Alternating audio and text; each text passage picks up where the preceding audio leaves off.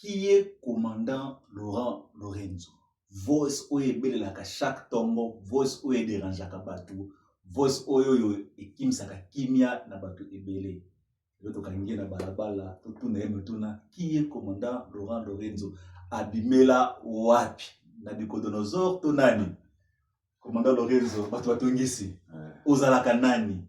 Outa wapi? Ozalaka lawyer, ozalaka mutu ya Home Affairs, ozalaka commandant ya nini? Yimbola papa.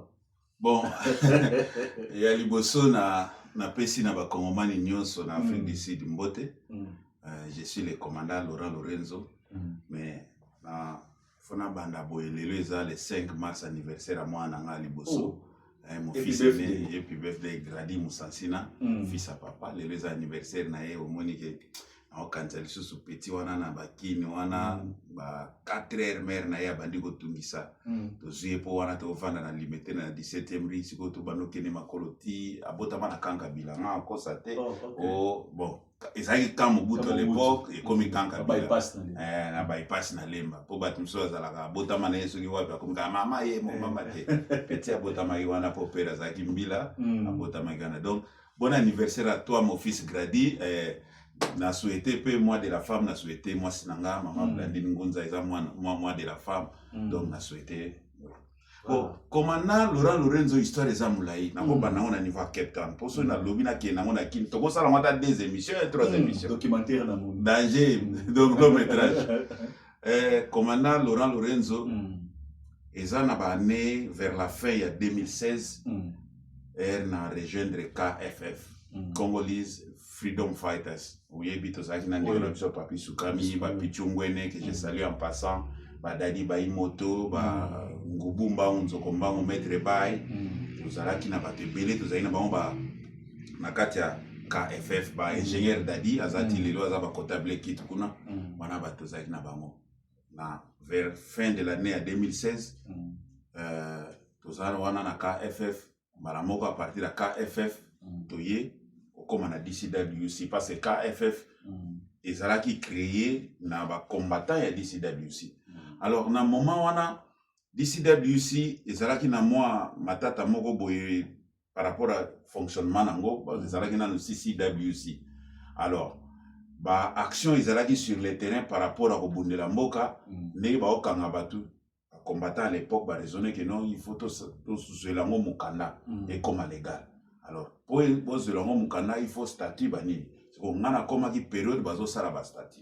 Et d'ici WC na reconnaître les sous de komoko Freddy, menga zana kin, na ndeko mususu John Kitete azaki pembi la zana mikili, na mususu na benga kae azali pasa omba na benga e kokombo le tidia no rapport comme katro comme livre comme boy.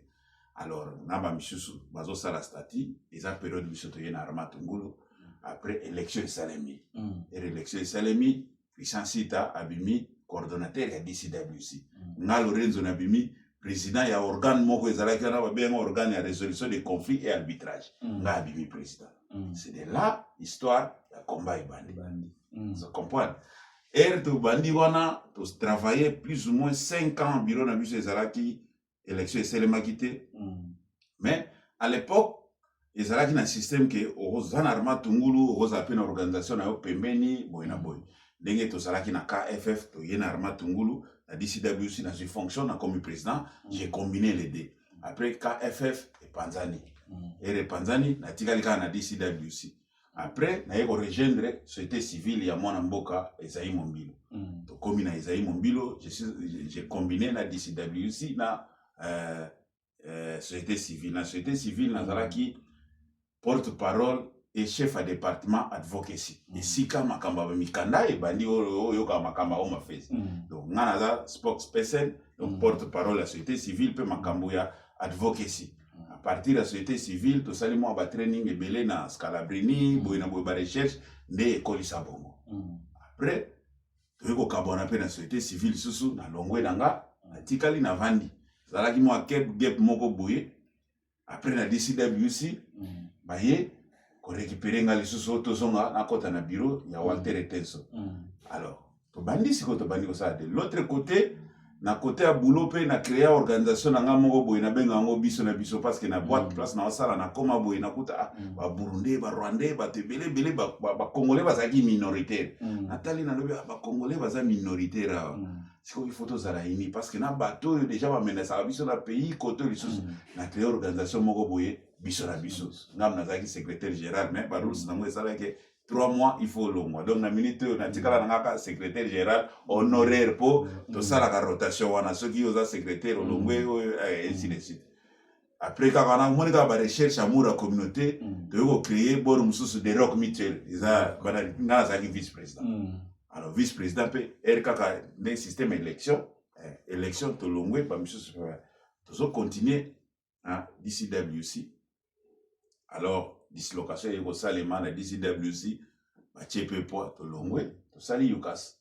to sali yukas nde to sana yukas sikoyo nde to zokena donc wana côté communautaire côté politique to za pena union sacrée eza wana to zokena ngo pena ndenge ya politique voilà wana eza mo parcours ya commandant Lorenzo awa na kata Cape Town mais ba grande action ba makambo te seulement na Cape Town na zalaka au mona ba grand événement tout Lorenzo zalaka parce que nataka kima commentaire mo dit que non kata match de football ka commandant Lorenzo ata concert kombo na yo ekomi kokoma na kwa place boli misangana bata kombo Jesus posuki mtana kuna tongo il faut nous une voice ya commandant Lorenzo ça c'est une initiative wana ko betaka voice na yo wana voilà ezana non ndengene te na yango to remercier nzambe wana ezali kabo nzambe apesa biso omoni so nzambe apesa likabo okabo lango pela baninga c'est notre façon de servir la communauté na ndenga voice nzambe apesa la façon ya retransmettre ngo omoni